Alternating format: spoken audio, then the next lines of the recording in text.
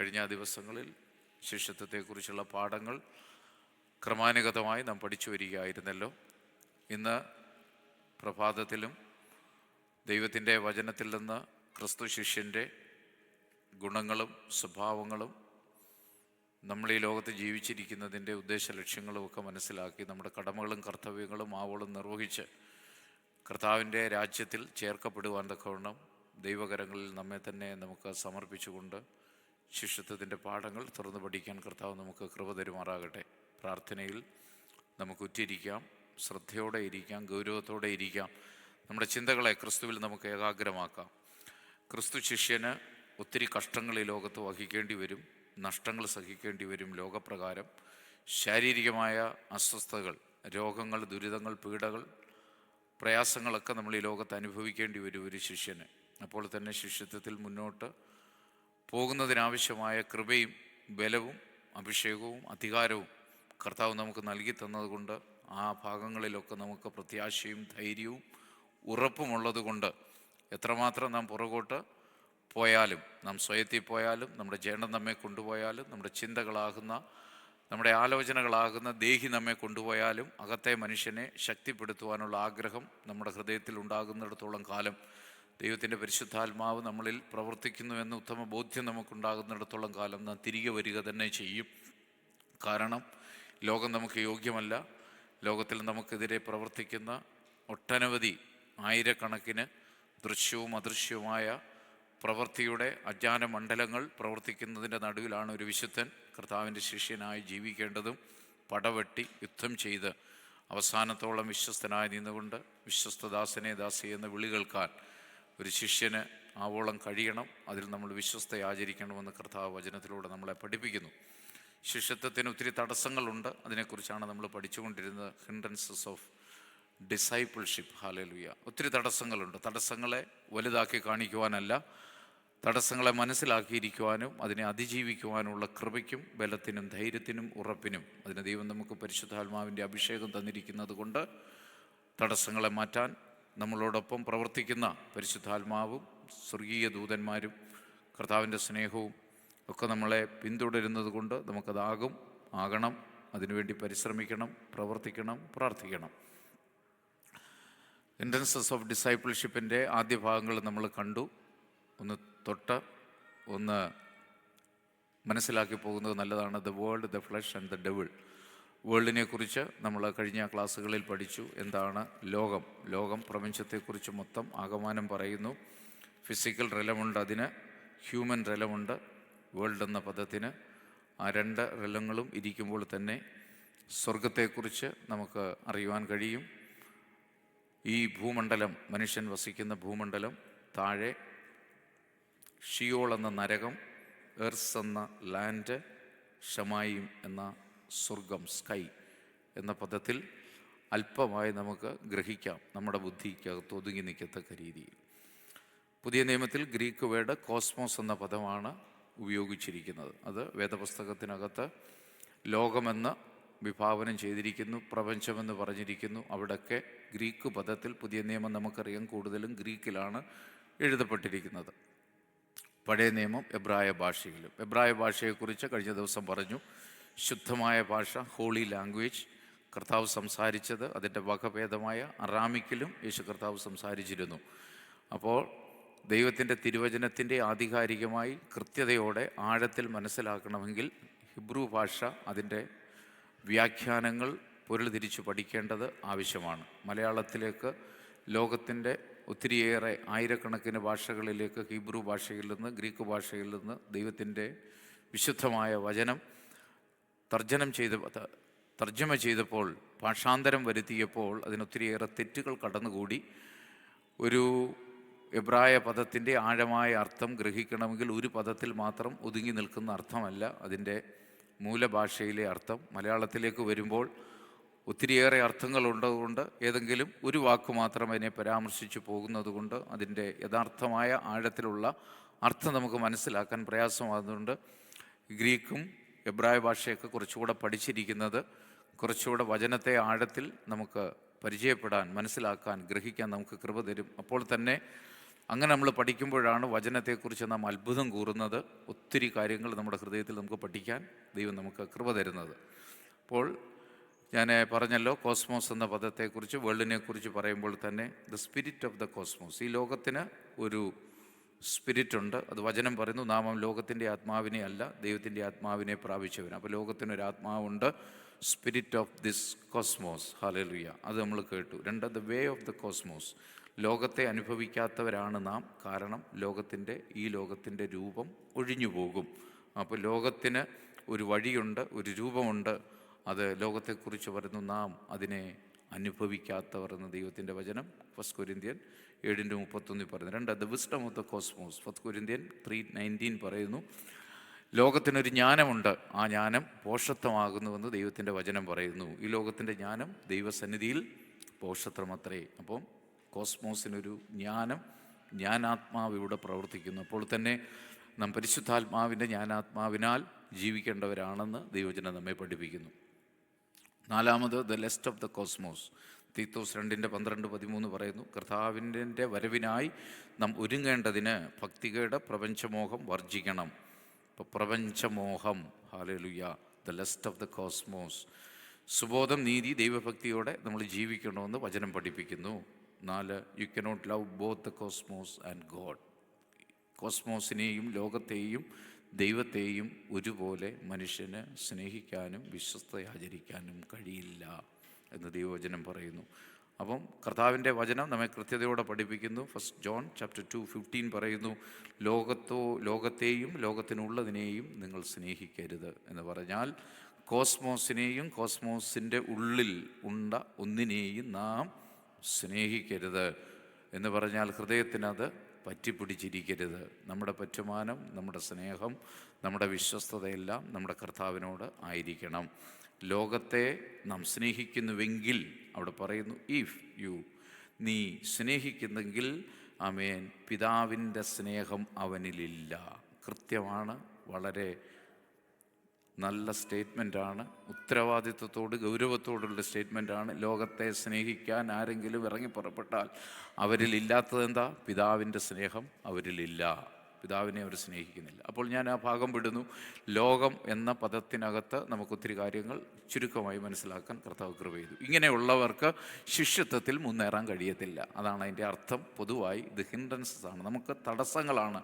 നമ്മളതിനെ ഓവർകം ചെയ്യണം, ചാടിക്കടക്കണം, അതിജീവിക്കണം. അതിനാണ് ദൈവത്തിൻ്റെ ആത്മാവിൽ ആശ്രയിക്കേണ്ടതും. അഭിഷേകം അതിനാണ്. അനുഗ്രഹം, നന്മകൾ, കൃപകൾ, കൃപാദാനങ്ങളൊക്കെ കർത്താവ് അതിനു വേണ്ടി നൽകപ്പെട്ടിരിക്കുന്നു. രണ്ടാമത് നമ്മൾ ശ്രദ്ധിക്കുമ്പോൾ ഇവിടെ ദ ഫ്ലഷ്, അതിന്ന് നമുക്ക് പഠിക്കാം, നമുക്കൊന്ന് ഇരിക്കാം. റോമാലേഖനം 8-ാം അധ്യായം. എല്ലാവരും വേദപുസ്തകം കയ്യിലുള്ളവർ എടുക്കുക, അല്ലെങ്കിൽ ഡിസ്പ്ലേയിൽ നിങ്ങൾക്ക് നോക്കാം. കാണിക്കും ചിലപ്പോൾ. ഞാൻ സ്ലൈഡിൽ അത് പരാമർശിച്ചിട്ടില്ല. റോമാലേഖനം 8-ാം അധ്യായം 3 മുതൽ 11 വരെയുള്ള വാക്യങ്ങൾ നമ്മളൊന്ന് പഠിക്കാൻ ആഗ്രഹിക്കുന്നു. 3 മുതൽ 11 വരെയുള്ളയാൾ ജഡത്തെക്കുറിച്ച്, ഫ്ലഷിനെ കുറിച്ചാണ് അവിടെ പറയുന്നത്. ഒന്നാമത് 8-ാം അധ്യായം, റോമൻസ് ചാപ്റ്റർ 8:3. അത് താഴോട്ടൊന്ന് വായിക്കാം, അല്ലെങ്കിൽ ആരെങ്കിലും ഒരാൾ വായിച്ചാട്ടെ. റിറ്റോ വായിര്. സ്തോത്രം. റോമാലേഖനം 8-ാം അധ്യായം അതിൻ്റെ 3 മുതലുള്ള വാക്യങ്ങൾ. ജഡത്താലുള്ള ബലഹീനത നിമിത്തം ന്യായപ്രമാണത്തിന് കഴിയാത്തതിനെ സാധിപ്പാൻ ദൈവം തൻ്റെ പുത്രനെ പാപജഡത്തിൻ്റെ സാദൃശ്യത്തിലും പാപം നിമിത്തവും അയച്ചു. മതി, തുടർന്ന് വായിക്കണം. ആ ഡിസ്പ്ലേയിൽ അങ്ങനെ തന്നെ നിൽക്കട്ടെ. ഒന്ന് ശ്രദ്ധിച്ചാട്ടെ, ഈ വചനത്തെ നിങ്ങളെല്ലാവരും ഹൃദ്യമായി ശ്രദ്ധിച്ചാട്ടെ, ഗൗരവത്തോടെ ശ്രദ്ധിച്ചാട്ടെ. ജഡത്തെക്കുറിച്ചാണ്, ഫ്ലഷിനെ കുറിച്ചാണ് പറയുന്നത്. ആമേൻ, സ്തോത്രം. അവിടുത്തെ ഇംഗ്ലീഷിൽ നമുക്ക് ഫ്ലഷ് എന്ന് കാണാം. ദൈവത്തിന് സ്തോത്രം. ജഡത്താലുള്ള ബലഹീനം. അപ്പോൾ ജഡം ബലഹീനമാണ്, സമ്മതിച്ചേ പറ്റൂ. ജഡം ബലഹീനമാണ്. ആ ബലഹീനത നിമിത്തം ന്യായപ്രമാണത്തിന് ഒത്തിരി നിയമങ്ങൾ നമുക്ക് എഴുതി തന്നു. ആ നിയമമൊന്നും പാലിക്കാൻ ഈ ജഡശരീരത്തിൻ്റെ മോഹങ്ങൾ കൊണ്ട്, ലോകത്തിലേക്ക് അത് ആകർഷിക്കപ്പെടുന്നത് കൊണ്ട്, പിശാച് ശക്തമായി ജഡവുമായി ചേർന്നിരിക്കാനും ലോകം അതിനോട് ചേർന്നിരിക്കുവാനും താല്പര്യമുള്ളത് കൊണ്ട് ന്യായപ്രമാണത്തിന് കഴിഞ്ഞില്ല ജഡത്തിൻ്റെ ബലഹീനതയെ തീർക്കാൻ. അപ്പോൾ എന്തു ചെയ്തു? ദൈവം അത് മനസ്സിലാക്കിയിട്ട് തൻ്റെ പുത്രനായ യേശുക്രിസ്തുവിനെ, ക്രൂശ് മരണത്തെക്കുറിച്ച് ധ്യാനിക്കുമ്പോൾ യേശു കർത്താവിൻ്റെ സഹനത്തെക്കുറിച്ച്, ദിവ്യ ബലിയെക്കുറിച്ച്, പാപപരിഹാര ബലിയെക്കുറിച്ച്, ലോകത്തിൽ കുരിശെടുത്തുകൊണ്ട് നടന്നതുകൊണ്ട് മാത്രമാകത്തില്ല. ഈ വചനം ധ്യാനിക്കുമ്പോഴേ നമുക്കതിൻ്റെ അർത്ഥം മനസ്സിലാകൂ. ഡെമോൺസ്ട്രേറ്റ് ചെയ്തതുകൊണ്ടോ ലോകത്തിൻ്റെ മുന്നിൽ കാഴ്ചകൾ ചെയ്തതുകൊണ്ടോ അല്ല, വചനം മനസ്സിലാക്കുമ്പോഴാണ് അതിൻ്റെ യഥാർത്ഥ അർത്ഥം മനസ്സിലാകുന്നത്. അപ്പോൾ ബലഹീനമായ ഈ ഫ്ലഷ് ഇതിന് ന്യായപ്രമാണത്തിൻ്റെ നിയമങ്ങൾക്ക് അധീനമായി ഇതിൽ നിന്ന് ഒരു വിടുതൽ പ്രാപിക്കാൻ ഒക്കാത്തത് കൊണ്ട് ഒരു വലിയ കാര്യം ഈ ലോകത്ത് സംഭവിക്കുകയാണ്. ആ പരമസത്യത്തെ മനസ്സിലാക്കിക്കൊണ്ടൊരു ഒരു റിസ്റ്റോറേഷൻ പ്രോഗ്രാമിലേക്ക് ദൈവജനത്തെ കൊണ്ടുപോവാണ്. ഇവിടെ പറയുന്നു, ന്യായപ്രമാണത്തിന് കഴിയാത്തതിനെ സാധിപ്പാൻ ദൈവം തൻ്റെ പുത്രനെ, ശ്രദ്ധിക്കുക, ഇനിയുള്ള വാക്കുകൾ നിങ്ങൾ ശ്രദ്ധിക്കണം, പാപജഡത്തിൻ്റെ സാദൃശ്യമാണ്. പാപജഡമല്ല കർത്താവിൻ്റെ, സെയിം ലൈക്ക്, അതുപോലെ നമുക്ക് തോന്നാം, പക്ഷേ പാപം അവനിലില്ല. കരമുയർത്തി കർത്താവിന് സ്തോത്രം ചെയ്തേ. പാപമില്ലാതെ ഈ ലോകത്ത് ജീവിച്ചു മരിച്ചടക്കപ്പെട്ട് ഉയർത്തെഴുന്നേറ്റ ഒരുവനേ ഉള്ളൂ. ആ കർത്താവിൻ്റെ പേരാണ് കർത്താവായ യേശു ക്രിസ്തു എന്ന് പറഞ്ഞ്. പാപമില്ലാത്തവൻ, അവൻ യേശു ക്രിസ്തു എന്നാണ് അവൻ്റെ പേര്. ദൈവത്തിന് സ്തോത്രം. അപ്പോൾ പാപജഡത്തിൻ്റെ സാദൃശ്യത്തിൽ അവനെ ഇങ്ങോട്ട് അയച്ചു എന്ന് പറഞ്ഞാൽ നമ്മളെപ്പോലെ, നമ്മുടെ സ്വരൂപത്തിൽ സാദൃശ്യത്തിൽ നമ്മളെപ്പോലെ ഒരാളിനെ ഇങ്ങോട്ട് അയച്ചു. എന്തിനയച്ചു? പാപം നിമിത്തം. ഹല്ലേലൂയ. അവനിൽ പാപമില്ല, പാപത്തിൻ്റെ പരിഹാരത്തിന് വേണ്ടി അത് നിമിത്തമാണ് അവൻ അയക്കപ്പെട്ട്. ആമേൻ. അവനെ ഈ ലോകത്തിലേക്ക് അയച്ചു. എന്നിട്ട് എന്ത് ചെയ്തു? പാപത്തിന്, മനുഷ്യൻ്റെ പാപത്തിന്, ആമേൻ, ആ വിശുദ്ധമായ, ആമേൻ, ശരീരത്തിൻ്റെ മേൽ ശിക്ഷ വിധിക്കപ്പെട്ടു. കരമുയർത്തി ദൈവത്തിന് സ്തോത്രം ചെയ്ത്. ക്രൂശുമരണത്തെ ധ്യാനിക്കുമ്പോൾ ഇതൊക്കെ ഓർത്തില്ലെങ്കിൽ പിന്നെ എന്ത് ദുഃഖവെള്ളി, ഗുഡ് ഫ്രൈഡേ, ഇതാ ധ്യാനിക്കേണ്ടത്. ദുഃഖവെള്ളിക്ക് എന്താ സംഭവിച്ചതെന്നറിയാതെ നമ്മൾ കാഴ്ചകൾ കാണുന്നു, അതിൻ്റെ പുറകിലുള്ള കാര്യത്തെ അറിയാതെ പോകുന്നു. ദൈവത്തിന് സ്തോത്രം. കാഴ്ചകളിൽ മാത്രമല്ല, ആ കാഴ്ചയുടെ പുറകിലുള്ള ആത്മീയ സത്യത്തെ ഗ്രഹിക്കുന്നവരാണ് വിശുദ്ധന്മാർ. അതിനാണ് തിരുവചനം എഴുതി നമ്മുടെ കൈ തന്നിരിക്കുന്നത്. തിരുവചനം നോക്കാതെ, തിരുവചനം പഠിക്കാതെ ഒരിക്കലും അകത്തെ മനുഷ്യൻ ബലപ്പെടത്തില്ല. അത് സ്ലീപ്പിംഗ് മോഡിൽ തന്നെ കിടക്കും. അതിന് ഉത്തേജനം കിട്ടത്തില്ല, ഉണർവ് കിട്ടത്തില്ല. ഇത് പഠിക്കും തോറും നമ്മൾ ഫിൽട്ടർ ചെയ്തുകൊണ്ടിരിക്കുകയാണ്, നമ്മൾ സാങ്ക്ടിഫൈ ചെയ്തുകൊണ്ടിരിക്കുകയാണ്, നമ്മൾ വിശുദ്ധീകരിക്കപ്പെട്ടുകൊണ്ടിരിക്കുകയാണ്. തേജസ്സിൽ നിന്ന് തേജസ്സിലേക്കുള്ള നമ്മുടെ യാത്രയ്ക്ക് അത് അനുഗ്രഹമായി തീർന്നുകൊണ്ടിരിക്കുകയാണ്.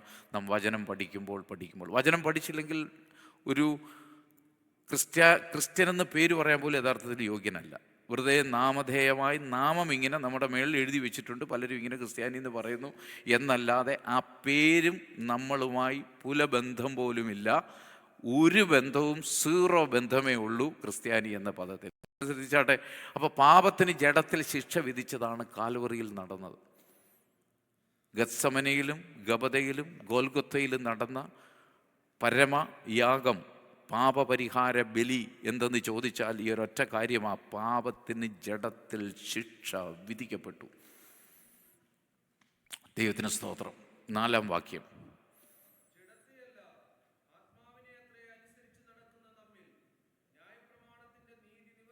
അപ്പം ന്യായപ്രമാണത്തിന് കഴിയാതിരുന്നൊരു കാര്യം, ആ ന്യായപ്രമാണത്തിൻ്റെ നീതി, ആമേൻ, നമ്മളിൽ നിവർത്തീകരിക്കണമെങ്കിൽ എന്ത് ചെയ്യണം? ജഡത്തെ അല്ല, പിന്നെ ആരെ അനുസരിച്ച് നടക്കണം? ആത്മാവിനെ അത്രേ അനുസരിച്ച് നടക്കുന്നു. നമ്മളിൽ പ്രസൻറ്റ് കണ്ടിന്യൂസ് ആണ്. നമ്മളിൽ ഇപ്പം ആത്മാവിനെ, ആരെങ്കിലും ആത്മാവിനെ അനുസരിച്ച് നടക്കുന്നവരാണ് ഇവിടെ ഇരിക്കുന്നത്. ഇടയ്ക്ക് പിശാച് നമ്മളെ അങ്ങോട്ട് തട്ടും ഇങ്ങോട്ട് തട്ടും, ചിന്ത പോകും, പ്രവൃത്തി വരും, വാക്കുകളിൽ തെറ്റും, രീതികളിൽ തെറ്റും.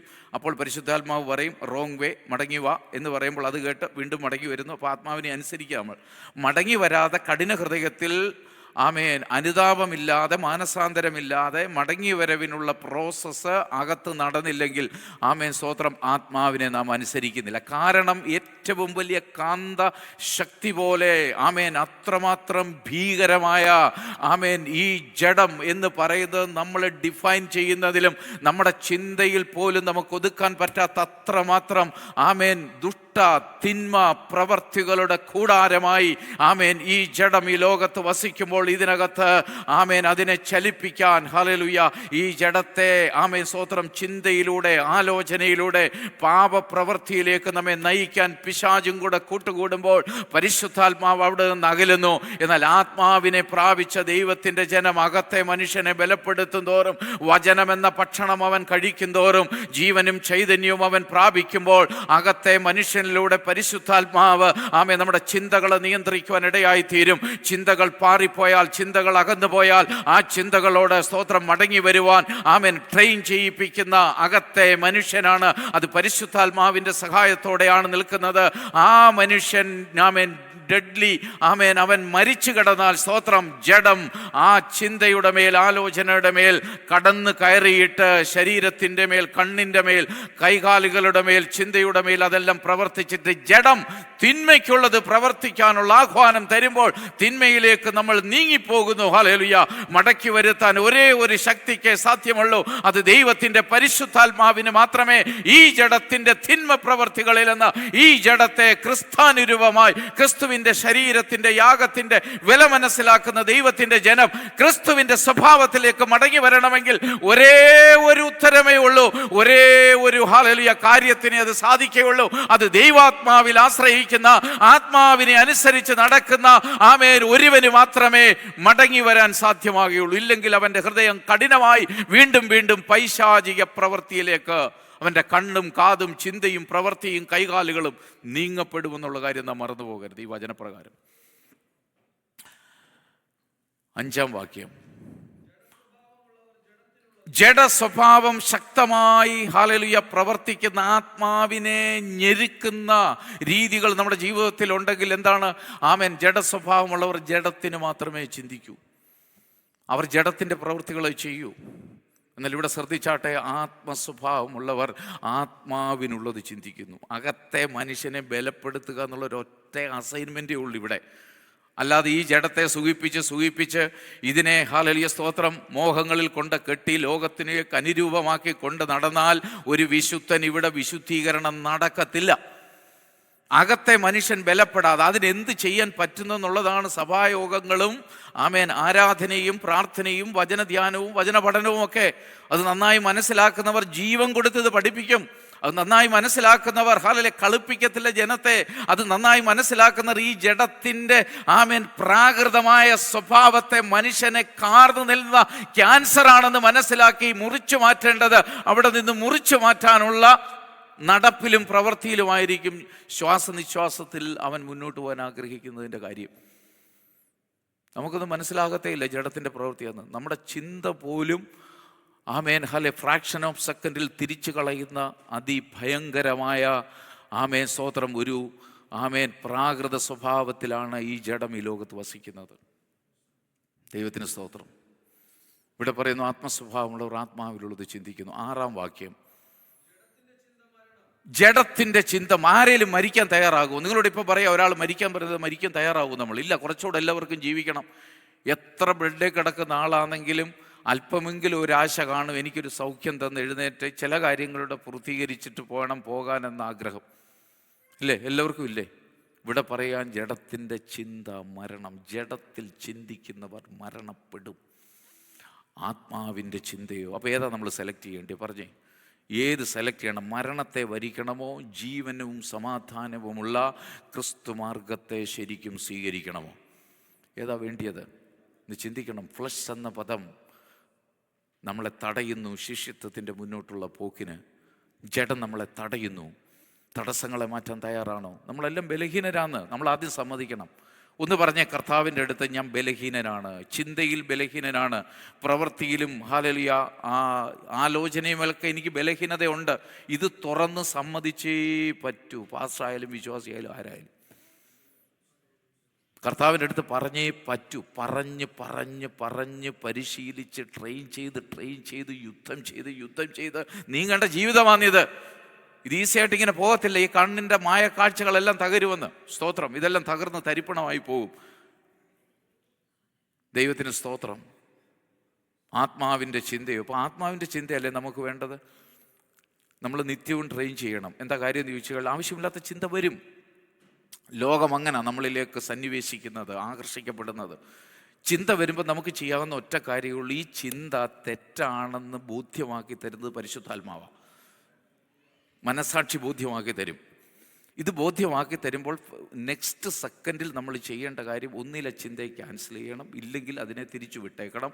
എന്നിട്ടൊരു നല്ല ചിന്ത, സജീവമായ അനുഗ്രഹിക്കപ്പെട്ട ഒരു ആത്മീയ ചിന്തയെ, ഒരു വചനത്തെ അതിൻ്റെ മേൽ അപ്ലൈ ചെയ്തിട്ട് തിരികെ വരാൻ ശ്രമിക്കണം. എപ്പോഴും എവരി ഡേ, എവരി മൂമെൻ്റ് ഒരു വിശുദ്ധം ചെയ്യേണ്ട കാര്യമായി ലോകത്ത്. ഇതില്ലെങ്കിൽ നമ്മൾ ബുദ്ധിമുട്ടാകും, നമ്മൾ തകർക്കപ്പെടാൻ സാധ്യത കൂടുതലാണ്. ദൈവത്തിന് സ്തോത്രം. ഇങ്ങനൊരു ട്രെയിനിങ് പ്രോസസ്സിലൂടെ നമ്മൾ കടന്നു പോകണമെന്ന് കർത്താവ് നമ്മളെക്കുറിച്ച്. അതുകൊണ്ട് ഈ വചനമൊക്കെ ഇങ്ങനെ എഴുതി വെച്ചിരിക്കുന്നത് ധ്യാനിക്കണം. ആമേൻ. 7-ാമത്തെ വാക്യം. അപ്പോൾ ജഡത്തിൻ്റെ ചിന്ത നമുക്ക് ചിന്തിക്കാൻ പറ്റും. ദൈവത്തോട് നമ്മൾ ഡയറക്റ്റ് യുദ്ധം ചെയ്യുവാന്ന്. ശത്രുത്വമാകുന്നു. ദൈവത്തിന് സ്തോത്രം. ഈ ജഡത്തിൻ്റെ ചിന്ത. ദൈവത്തോട് ആരെങ്കിലും യുദ്ധം ചെയ്യാൻ പോവോ? ശത്രുവാകാൻ ശ്രമിക്കുമോ? വിശുദ്ധന്മാർ അതിനുവേണ്ടി ശ്രമിക്കുമോ? ഒരിക്കലുമില്ല. നമ്മൾ അറിയാതെ ചെയ്തു പോകുന്ന കാര്യമാണ്. ഇന്ന് പകലിൽ നമ്മൾ അറിഞ്ഞിരിക്കണം, ദൈവവുമായിട്ടുള്ള ശത്രുത്വമാണ് ജഡത്തിൻ്റെ ചിന്ത. കാരണം ജഡത്തിൽ നന്മ വസിക്കുന്നില്ലെന്ന് മുന്നോട്ട് വായിക്കുമ്പോൾ നമുക്കറിയാം. അത് ദൈവത്തിൻ്റെ ന്യായപ്രമാണത്തിന് കീഴ്പ്പെടുന്നതല്ല. ദൈവത്തിൻ്റെ ഒരു നിയമത്തിനും ജഡത്തിൻ്റെ ചിന്ത കീഴ്പ്പെടത്തില്ല. അത്രമാത്രം ശക്തമാണ് ജഡത്തിൻ്റെ ചിന്ത. ദുഷ്ചിന്തകൾ കീഴ്പ്പെടുത്താൻ കഴിയത്തുമില്ലെന്ന്. പിന്നെ കീഴ്പ്പെടുത്താൻ കഴിയുന്ന ഒരു ശക്തിയെക്കുറിച്ചാണ് പറഞ്ഞത്, പരിശുദ്ധാത്മാവിനെ. യേശുവിനെ മരിച്ചവരുടെ ഇടയിൽ നിന്ന് ഉയർപ്പിച്ച ദൈവാത്മാവിൻ്റെ ശക്തിയാൽ അല്ലാതെ ഒരു മനുഷ്യൻ്റെ ജഡത്തിലെ ചിന്തയെ കീഴ്പ്പെടുന്നില്ല, കീഴ്പ്പെടാൻ കഴിയുന്നതുമില്ലെന്നാണ് പറയുന്നത്. നമ്മൾ കീഴ്പ്പെടുത്താനൊന്നും ശ്രമിച്ചേ, നടക്കത്തില്ല. അത്യധ്വാനം ചെയ്താലും നടക്കത്തില്ല. വീണ്ടും കയറി വരും. എന്തിനെ നമ്മൾ വെറുക്കുന്നോ, വെറുക്കാനുള്ള ഒരാഗ്രഹം നമ്മുടെ ഹൃദയത്തിലുണ്ടോ? ഇതെനിക്ക് ആവശ്യമില്ല, ജഡത്തിൻ്റെ ചിന്ത എനിക്ക് ആവശ്യമില്ല, ഇത് കയറുമ്പോൾ ഇത് ദുഷ്ചിന്തയാ, ഇതെന്നെ നശിപ്പിക്കുന്നതാണ്, എന്നെ മുന്നോട്ട് കൊണ്ടുപോകുന്നതല്ല, നിത്യതയ്ക്ക് എനിക്ക് ഉപകാരപ്പെടുന്നതല്ല, ഈ ലോകത്തിൽ എന്നെ തകർക്കുന്നതാണ് ഈ ചിന്തയെന്ന് മനസ്സിലാക്കാനുള്ളൊരു കൃപയ്ക്ക് വേണ്ടി പ്രാർത്ഥിക്കണം. ആദ്യം ഇത് മനസ്സിലാക്കാൻ. നമ്മൾ മനസ്സിലാകത്തില്ല, ഓട്ടോമാറ്റിക്കായിട്ട് ഇങ്ങനെ പോകും. കീഴ്പ്പെടുത്താൻ കഴിയുന്നതുമല്ല. 8-ാം വാക്യം. നമ്മൾ ദൈവത്തെ പ്രസാദിപ്പിക്കാൻ എവിടെ വന്നിരിക്കുന്നത്? നമ്മുടെ ബലഹീനതകളിൽ നമുക്ക് തുണ നിൽക്കുന്ന ഒരു പരിശുദ്ധാത്മാവുണ്ട്. ഏത് സമയത്തും ഈ ബലഹീനതയുടെ കൃപാസനത്തിൻ്റെ അടുത്തേക്ക് ചെന്നാൽ, അവിടെ ചെന്ന് രക്തം തളിക്കപ്പെട്ട ആ കൃപാസനം, അവിടെ ചെന്നാൽ നമുക്ക് രക്ഷയുണ്ട്. നമുക്ക് തത്സമയം സഹായം ലഭിക്കാൻ എന്ന് പറഞ്ഞെങ്കിൽ എബ്രായ ലേഖനത്തിൽ നമുക്ക് കാണുന്നുണ്ട്, തത്സമയം സഹായം ലഭിക്കും. എന്ത് ചെയ്യണം? കൃപാസനത്തിൻ്റെ അടുത്ത് ചെന്നിട്ട് വേണം, പരിശുദ്ധാത്മാവേ എന്നെ ഈ ചിന്തയിൽ നിന്ന് സഹായിക്കണമേ.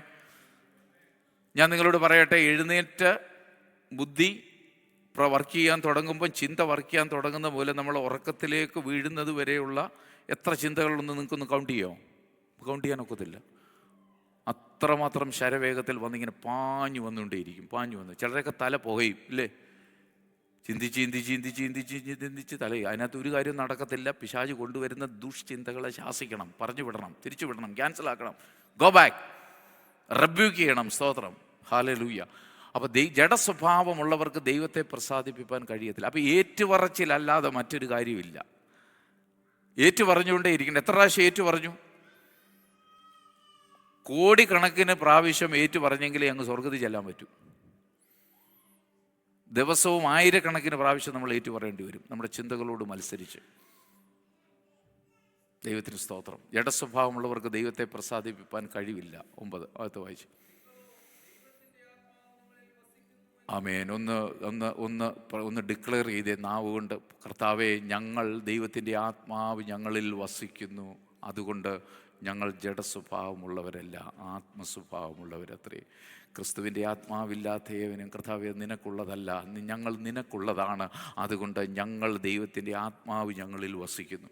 നമ്മുടെ നാവ് കൊണ്ടൊന്ന് കൺഫസ് ചെയ്തേ, എന്ന് പറഞ്ഞേ. അതിന് വിലയുണ്ട് കേട്ടോ, അതിന് പ്രയോജനമുണ്ട്. അതുകൊണ്ടാണ് പറയുന്നത്, നാവ് കൊണ്ട് വചനത്തെ പറയണം. സ്തോത്രം, ഹല്ലേലൂയ. കർത്താവേ, അങ്ങയുടെ ആത്മാവ് ഞങ്ങളിൽ വസിക്കുന്നു. 8-ാമത്തെ അത് കാണിച്ച പോലെ 9-ാമത്തെ കാണിച്ച്, ആമേൻ, ഞങ്ങളിൽ ദൈവത്തിൻ്റെ ആത്മാവ് വസിക്കുന്നു ഉറപ്പിച്ച് പറഞ്ഞു. എന്നിൽ ഞാൻ രക്ഷിക്കപ്പെട്ടവനാണ്, ഞാൻ സ്നാനപ്പെട്ടവനാണ്, ഞാൻ ആത്മാവിനെ സ്വീകരിച്ചവനാണ്, അതുകൊണ്ട് എന്നിൽ പരിശുദ്ധാത്മാവ് വസിക്കുന്നു, അതുകൊണ്ട് എനിക്ക് ജഡസ്വഭാവത്തിൽ നിൽക്കാൻ സാധ്യമല്ല, ഞാൻ ആത്മസ്വഭാവമുള്ള ഒരാളാണ്. I M A spirit.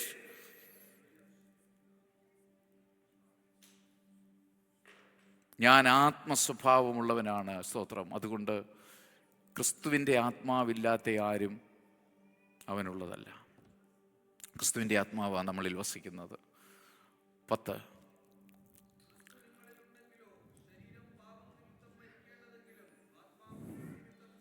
അപ്പോൾ ഈ ഇരിക്കുന്നവരെല്ലാവരും, ഞാൻ ഉൾപ്പെടെ എല്ലാവരും ഏത് നിമിത്തം? ഈ ശരീരം മരിക്കേണ്ടതാണ്. ബോധ്യമുണ്ടോ ഇത് നമ്മൾ മരിക്കേണ്ടതാണെന്ന്? സ്തോത്രം. നാളെ കൂടെ ഉള്ളൂ, അല്ലെങ്കിൽ ആരാധന കഴിഞ്ഞ്, അല്ലെങ്കിൽ അടുത്തൊരു മണിക്കൂറിൽ എന്നെ കർത്താവ് വിളിക്കും എന്ന് ബോധ്യമുള്ളവരൊക്കെ എപ്പോഴും കർത്താവിനെ സ്തുതിച്ചും മഹത്വപ്പെടുത്തിയും ദൈവവഴിയിൽ തന്നെ നടക്കാൻ പേടിച്ച്, ഇല്ലേ, പ്രവേശനം കിട്ടത്തില്ലെന്നുള്ള പേടി നിമിത്തം. എന്നാൽ പേടി നിമിത്തമല്ല, സ്നേഹനിമിത്തം കർത്താവിനെ ആരാധിക്കാൻ ഇന്ന് പകലിൽ കഴിയട്ടെ. സ്നേഹനിമിത്തം. പാപനിമിത്തം മരിക്കേണ്ടതെങ്കിലും ആത്മാവ് നീതി നിമിത്തം ജീവനാകുന്നു. സ്തോത്രം. 11-ാമത്തെ വാക്യം പെട്ടെന്ന് വായിക്കാം.